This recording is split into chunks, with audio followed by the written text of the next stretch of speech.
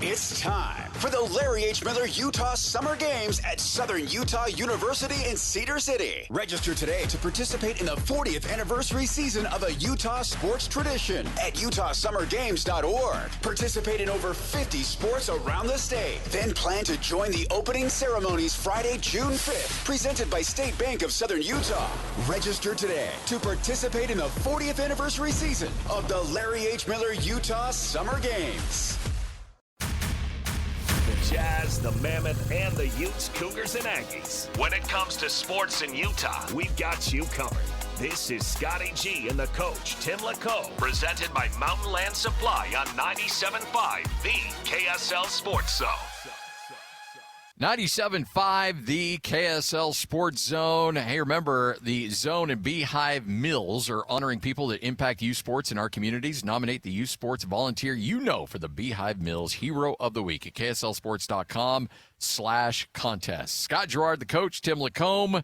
We also have a special guest to help introduce our next guest. So I will allow you to introduce Craig Bolerjack on the show. Well, this is the voice of the Utah Jazz, longtime broadcaster in our market. And for those of us who work in the business and those that don't, this man will be known as the voice of Utah sports. Yes. Very famous over the years for saying Ty Detmer with the touchdown pass, and that elevated him to national fame. And then we were fortunate enough to get him back to the Utah Jazz to take over for the great Hot Rod Hundley. Ladies and gentlemen, please welcome Craig Bolerjack to the show. Look at that. Well done. Whoa. Alema, hey, come on. How you doing, Bowler? Can we just get just for old time's sakes, can you guys go da da da? Oh, well, how about that, right? Da. Man. Well, I can't wait for that vibe to come back, Bowler. Oh, we're going to be playoff bound next year, and I can't wait. I can't either. We got to get Big Dog back in town, and Zundel. He's down south somewhere, so we'll have to recruit Big Dog to come back. But, yeah, that 97-98 seasons were incredibly special. Alema, I mean, we had a blast at KSL. Oh, thanks for the kind words, my friend. Timmy, congratulations on joining up there with the guy named Scotty G. What a fun show, man. I love it.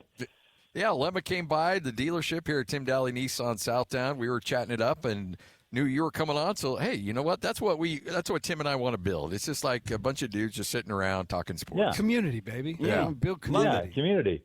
Alema, you trading in a car? You trading it in, or were you looking for something new? I was in the neighborhood because this is my neighborhood, right? As you are well aware, Bowler. Yes. And I heard, I was driving around, running some errands. I was over at the Jazz offices, which, Timmy, you're very familiar with because you had a little cubicle. I went over, checked on your cubicle. Is there flowers there No, now? it was quickly filled. Yeah. Because as you know, we are staffed to the hilt. Like there's a big guy in it, too. Big name in it. Absolutely.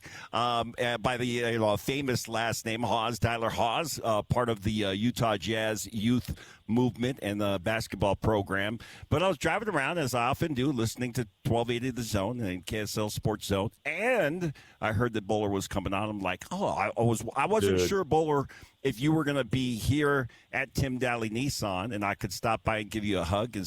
We all know this because we're in this business, right? During the season, we see each other pretty regularly, and then we have kind of this time where, okay, the season's over, and we might not see each other for a while, and so it's fun to catch up a little bit.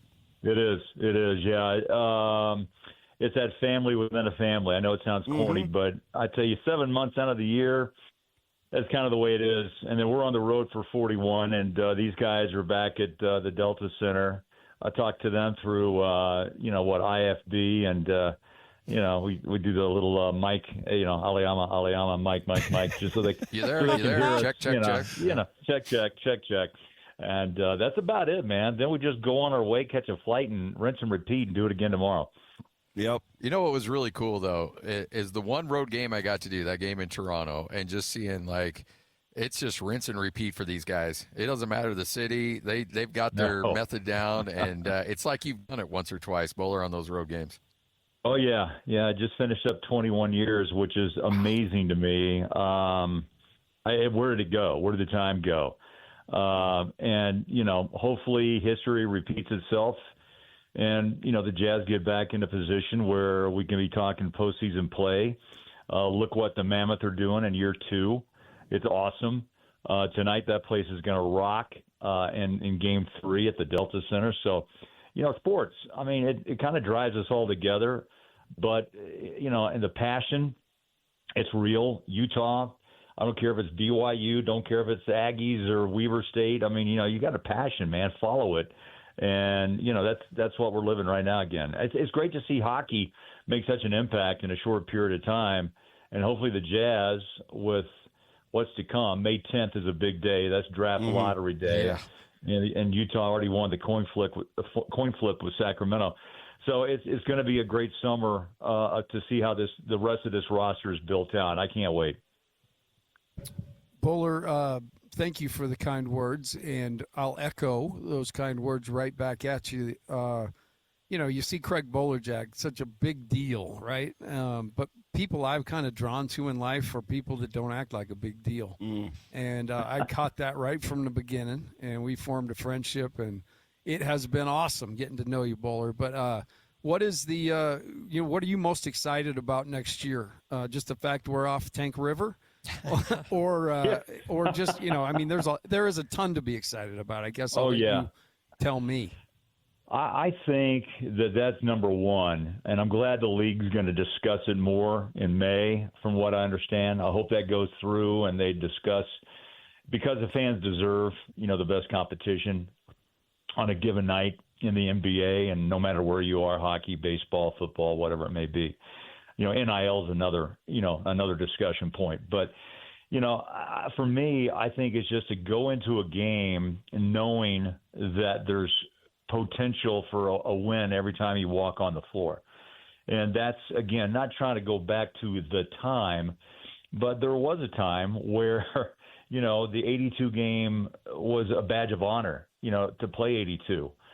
We've lost our way in that regard. Stockton, Malone, you have to have that combination, and you hope that the Marketins, the Triple J's, the Keontaes, with what we've seen a taste of together, continues to grow. And the days of Stockton and Malone, you couldn't say one without the other. And Hot Rod, always said it perfectly, each and every time. I mean, what do you think? John is the all-time assists and steals leader. Karl Malone was on the end of all those passes, and his scoring was outrageous. But I just hope that we find a way back to the playoffs, to postseason dominance. And in the West, the West is tough, as we all know. The East, there's a couple of teams throughout, and some are growing, like Detroit. Boston, getting Tatum back, obviously a huge boost. In the West, you still got a young Victor Wembanyama. And you look what, Denver kind of on the cusp of going one way or the other, but still, the Joker is still going to be the top second round pick of all time in my book. So, it's fun to watch each of these teams grow, make big decisions, and look what Oklahoma City's done. They could easily be back for a back-to-back title. The Jazz did it. How difficult is that? Ask Carl and John, and Jerry Sloan spoke about it often. It's just nearly impossible to get back, not only win it, but to get back into the seat to have the opportunity. And for OKC, I'll tell you, they're the best team I saw all year long. Boston, when they're on and healthy, very good. But defense is what wins championships. And what I saw with Dort and SGA and Chet and the rest of the guys in Oklahoma City, there's something – that's a young team still, by the way, but they play way beyond their years, and they have something special. And that's just, can't overplay it. It's a college feel, Tim, as you know. But there's something special there that you can share the limelight with a teammate on a given night after a game and just kind of huddle around and have some fun. And that's what they're doing. And they go all out, and they leave nothing on the floor that I've seen. And it's going to be interesting to see if they can't win back-to-back. When you've watched Oklahoma City play, Bowler, and Alema, when you've watched them as well, the league is, not the league, but other coaches and players are just irate with the whistle that SGA is getting right now. Is that warranted, or I mean, is he actually drawing fouls, or is he just getting the friendly whistle? What do you think that is?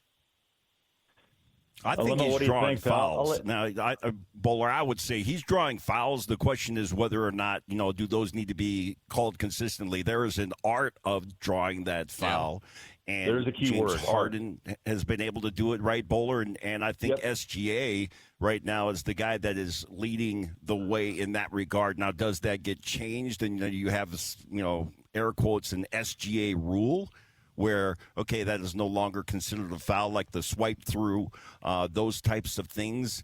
They'll make those kinds of decisions, and the officials, as we all know, at the beginning of the season, this is, you get together with the officials and they tell you, well, this is the point of emphasis going into this season. Sometimes that sticks, sometimes it's short-lived, but I don't like to see a game that is continually just choppy. So choppy because somebody's going to the line, and it's just not good viewing. Which, by the way, is if you're looking at viewership for the NBA, they did get some good news where the playoffs are getting some numbers, regardless of the fact that they're on these various carriers, and it's fun to see it back on KSL, NBC, and Peacock.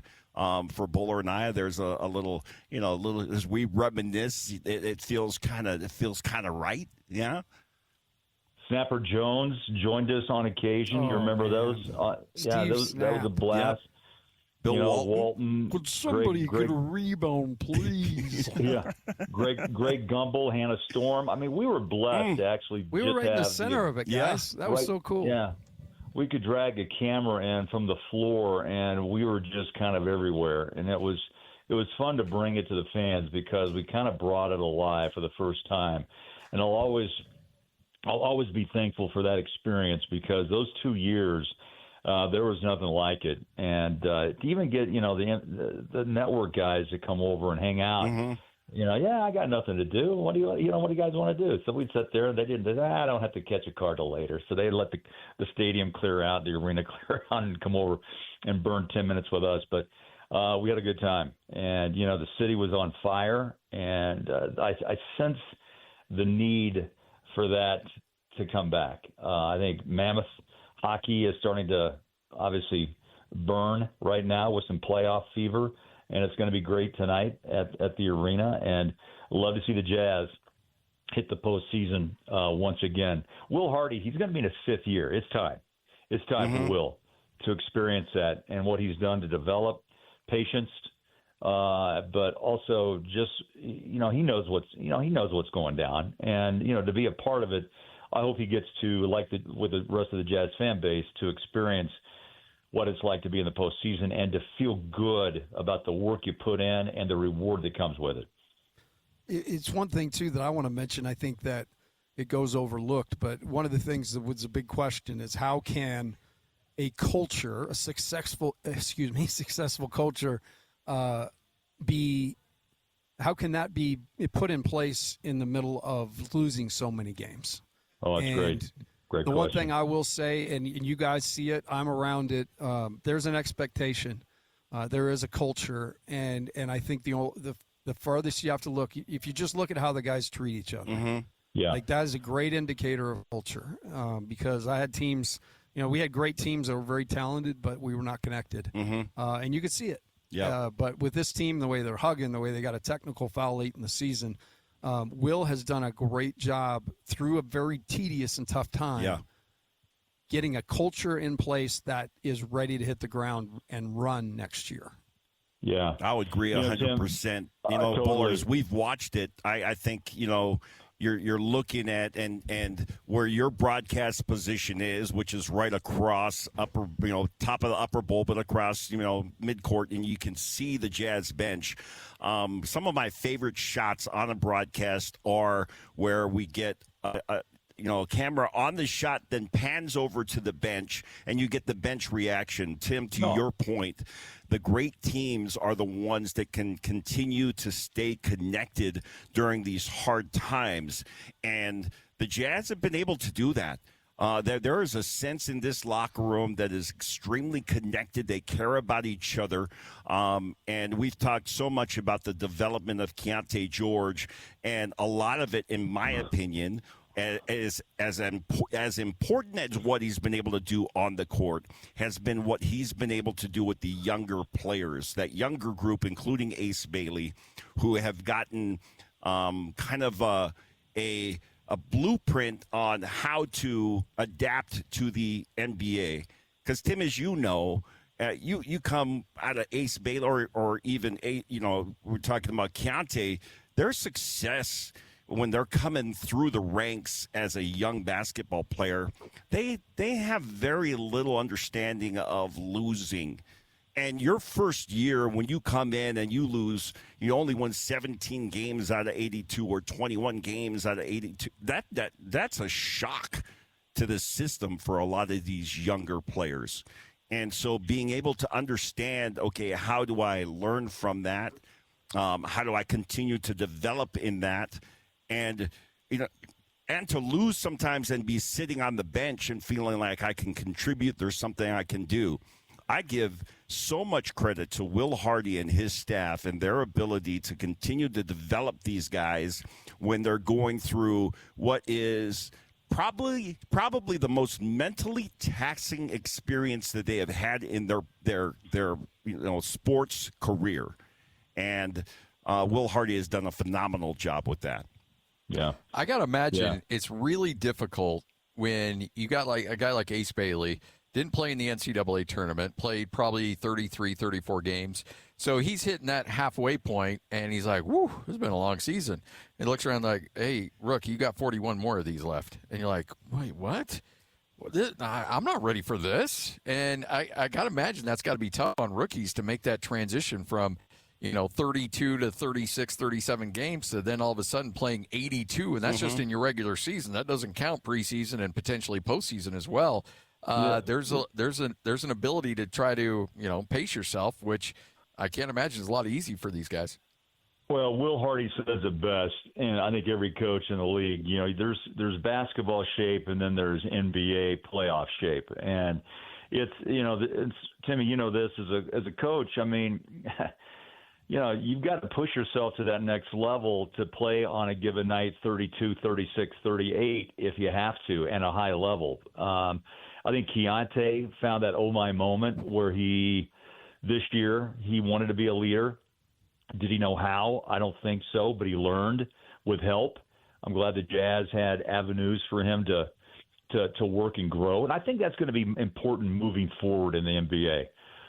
You're going to get more 18 and 19-year-olds jumping onto the floor, and even though you think, okay, look, he's talented, but he hasn't matured. He hasn't grown to himself into a man yet, even though he's supposed to live in that type of world. And it's difficult, and it takes now longer and more patience in the front office and the fan base, mind you, that we got to give him time. But you know what the fans want and what everyone wants? We want to win now. Unless you develop the culture you guys have talked about, and the Jazz have done a marvelous job, and that is to understand what they're doing. Are you on board? Can you develop your game? Do you want to be a part of the future? Then tell me how and show me how you're going to do it. And you got to play defense. Will Hardy's been very upfront about that. You got to play D if you're going to make this roster. And is there ways to go? Absolutely. Can they improve? You have to hope so. If not, then most likely changes would have to be made. And you see it every year in the off season. Pieces move. And that's really kind of the business of the NBA. And, Jaren Jackson Jr. has made that, comment several times. He had a good thing going in Memphis, but that thing just kind of imploded on its own. And now he's got a second chance to really, build something special here with Markkanen, and if Kessler does, sign. And you got an athletic front line that is just absolutely going to be a bearer of bad news for a lot of defenses in this league. And if Keontae and Isaiah, whoever else is part of it, Sensabaugh proven, he can score in bunches. You got to have a sixth man on occasion that can jump and hit. with that three-point shot. So there's a lot of different combinations now that Will Hardy has. He can mix and match, Tim, I think, as well as most coaches in the league right now, with height, speed, and some combos, some different combinations of shooting. And that's exciting because there's different ways to attack a team every night, and it's going to be tough for teams to try to corral the Jazz. It's like you watch the team every night. You have a really good handle on things. Kind of dialed in here, boy. Yeah, you got it dialed in. Hey, but I just want to add a little color. I think, we've made a ton about, like you said, the jump that Keontae made on the court. I think the interesting thing is that, and you alluded to it, Bowler, he had to humble himself. And he had to actually – a lot of these kids, man, they're identified at such a young age, and then it is just entitlement avenue. And it's entitlement avenue from 12 to whenever that is. And, then you get to the NBA and people start yelling at you and telling you got to do this and you got to do that. There is a point where you have to say, I don't know it all. I'm not the most, I don't have everything figured out. And to me, that's what really flipped that culture piece is Keontae, first of all, did that and was willing to do that. And then, as you said, brought everybody else, went on that trip last year. That stuff has paid major dividends. And like I said, it's impossible, near impossible to forge a realistic. You see coaches all the time throw slogans out there that say our locker room can't be beat. Bottom line is you see that with your eyeballs. That's not something a coach tells you. And that is very, very clear and evident. It's one of the more amazing things I think Will's done since he got here. Alema Harrington, Craig Bolerjack with us. You know what? I remember back in the day, Bowler, that Gordon Monson came to me after one of the big shows, and he says, hey, you better be ready. I think Bowler's going to take the play-by-play job. And I'm like, oh, no, there's no way. I just started working with Bowler. There's no way. It's hard to believe that was 21 years ago. The time between that can go out and buy a beer right now. That's crazy. Oh, yeah. Scotty, what's amazing, that radio station is now the flagship station of the Utah Jazz. Yeah.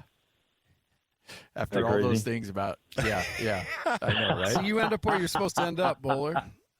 What a wild ride. Oh, geez. Just sports radio in the state of Utah, this market has been crazy for the size market we are. Yeah. And I would give Bowler, you, and Gordon Monson a lot of credit for that. Yeah. The big show really we had fun.